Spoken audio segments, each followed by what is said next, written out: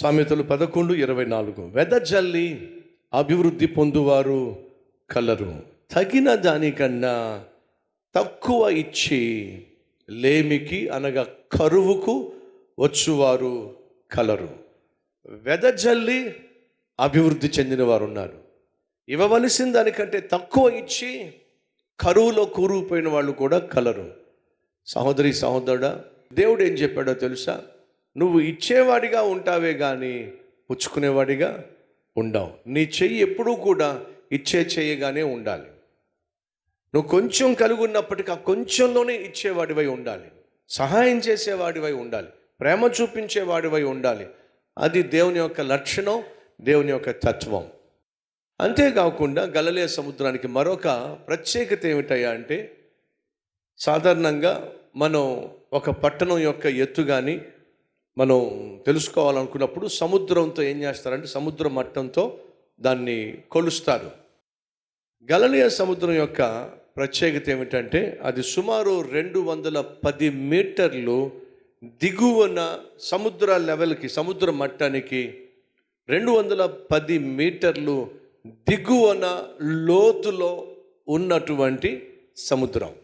ప్రపంచంలో గలిలయ సముద్రం అంత లోతు అంటే నేను మాట్లాడుతుంది సముద్రం లోతు కాదు.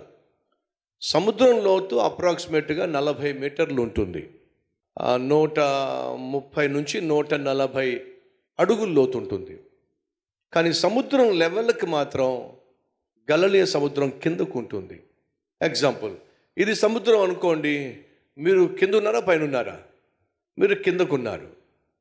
ఎంత కిందకున్నారు? ఇంచుమించు 6 అడుగులు కిందకున్నారు. అలా సముద్ర మట్టాంతో పోల్చుకుంటే గలిలయ సముద్ర తీరము 210 మీటర్లు దిగువ భాగంగా ఉంది. అంత దిగువ భాగంలో, అంత అడుగు భాగంలో ప్రపంచంలో ఏ సముద్రం కూడా లేనే లేదు. దీనిలో నుంచి నేను నేర్చుకుంటున్న పాఠం, మీకు చెప్పాలనుకుంటున్న పాఠం ఏమిటో తెలుసా? సముద్రం ఎంత దిగువన ఉన్నా, ఎంత అడుగు భాగంలో ఉన్నా నా ప్రభువు వాడుకోవడానికి సమర్థుడు.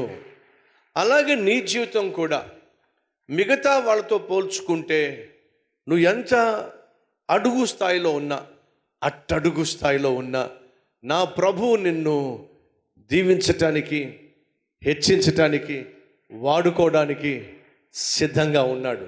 ప్రపంచంలోనే అట్టడుగు స్థానంలో ఉన్నటువంటి, అట్టడుగు స్థాయిలో ఉన్నటువంటి గలిలయ సముద్రాన్ని తన సేవ కోసం వాడుకున్నాడు. ఈరోజు ఎవరైనా ఉన్నారా మన మధ్య? మీరు మీ బంధువుల్లో, మీ అక్క చెల్లెళ్ళలో, మీ అన్నదమ్ముల్లో వాళ్ళందరూ ఆర్థికంగా స్థిరపడిన వాళ్ళు కావచ్చు, అన్నీ ఉన్నవాళ్ళు కావచ్చు. కానీ ఒకవేళ నువ్వే అన్నీ పోగొట్టుకున్న వ్యక్తివైతే,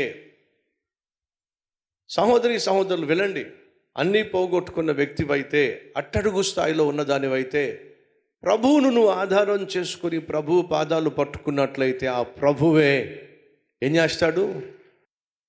నువ్వు ఊహించిన దానికంటే, ఆశించిన దానికంటే అత్యధికమైన స్థానానికి తీసుకెళ్తాడు. సహోదరులు వింటున్నారా? మీ బంధువుల్లో మిమ్మల్ని పోల్చుకుంటే అట్టడుగు స్థాయిలో ఉన్నారా ఆర్థికంగా? వాళ్ళందరికీ సొంత ఇల్లు ఉన్నాయండి, మాకే సొంత ఇల్లు లేదండి. మా ఇంట్లో మా తోబుట్టులు అందరికీ సొంత ఇల్లు ఉన్నాయండి, సొంత పొలాలు ఉన్నాయండి, నా పరిస్థితి బాగాలేదండి, బాగా అందరికంటే మంది లీస్ట్ అండి అనేవాళ్ళు ఎవరైనా ఉన్నారా? అయితే నా ప్రభు లీస్ట్నే ఎన్నుకుంటాడు. ఆ విషయం మీకు తెలుసా? ఎవరిని ఎన్నుకుంటాడు? ధనవంతులను సిగ్గుపరచుటకు దేవుడు పేదవాడిని ఏర్పరచుకుంటాడు. బలవంతులను సిగ్గుపరచుటకు దేవుడు ఏం చేస్తాడు? బలహీనులను ఏర్పరచుకుంటాడు. ఈరోజు మనలో ఎవరైనా నేను ధనహీనుణ్ణి, బలహీనుణ్ణి, దరిద్రుణ్ణి అని నువ్వు అంటున్నట్లయితే నీకు శుభవార్త, నీలాంటి వాళ్ళే కావాలి నా ప్రభు అయిన యేసుక్రీస్తుకి. ఈరోజు ప్రాముఖ్యంగా ఈ సందేశాన్ని అంగీకరించు సహోదరుడ, సహోదరి. వాక్యానుసారమైన జీవితం అవసరం, వాక్యానుసారమైనటువంటి బోధ అవసరం, వాక్యానుసారమైనటువంటి ఆత్మీయత అవసరం. ఈరోజు ప్రభువుని అడుగుతావా? ప్రభువా, నిన్నే కోరే మనసు నాకు దయచేయ్యా. ప్రొద్దుట లేస్తే ప్రభువా నిన్ను నేను కోరుకోవాలి అయ్యా, నీ సన్నిధి నాకు దయచేయి, నీ ప్రసన్నత నాకు దయచేయి, నీ పరిశుద్ధత నాకు దయచే, నీ నీతిని, నీ యథార్థతను వెతికే జీవితం నాకు దయచే. ఈరోజు ప్రభువుని అడుగుతావా?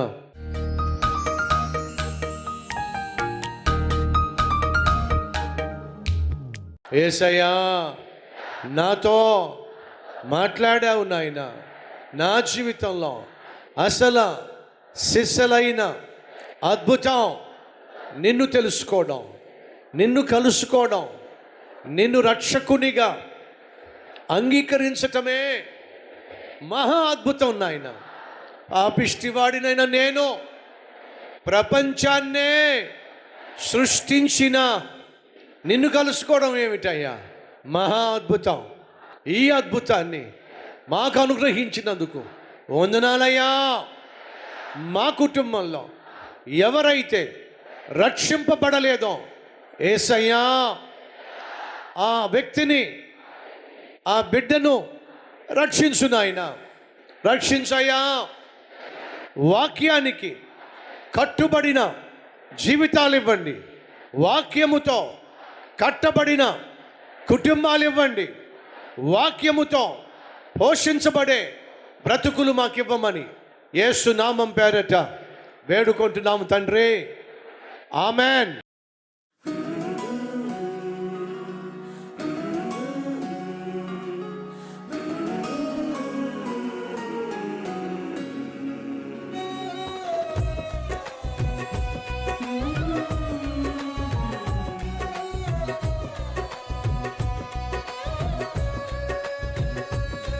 ఈ క్లుప్త సందేశం మీకు ఆశీర్వాదకరంగా ఉన్నట్లయితే లైక్ చేయండి, అలాగే 10 మందికి షేర్ చేయండి. అంతేకాదు ఓ చక్కని కామెంట్ పెట్టండి.